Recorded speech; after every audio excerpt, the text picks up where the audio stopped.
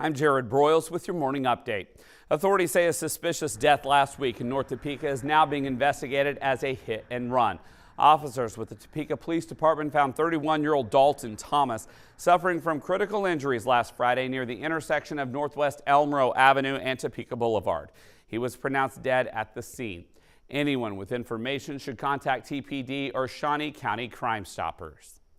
Lyon County approved zoning changes that could restrict Stormont Vale's facility proposed last year. KVOE radio reports that code changes increasing oversight of medical developments in the county. Newman and Stormont Vale have had conversations off and on since about the latter's plans to build a $44 million facility on land recently annexed by the city of Emporia. Commissioners in Shawnee County went over a new agreement with Helping Hands Humane Society to install a microchip scanning station in Gage Park's Bark Park. The station comes at no cost to the county, with the installation and maintenance left to Helping Hands. That's a look at some of your 13 News This Morning updates. Of course, you can always visit our website, WIBW.com, for more news, weather, and sports. But right now, let's check in with Doug Myers for a look at your full forecast.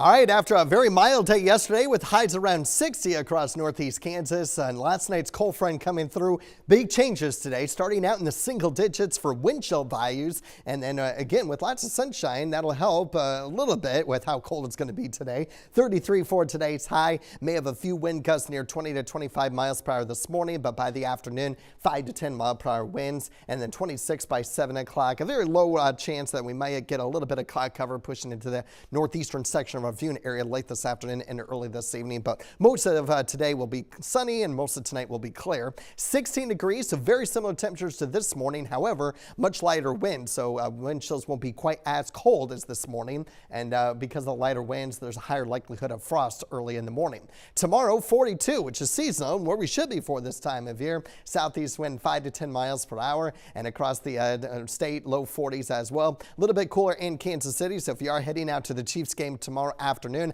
obviously it's going to be very cold for tailgating, but once the game starts, 34 degrees at kickoff and 38 by the fourth quarter towards the end of the game.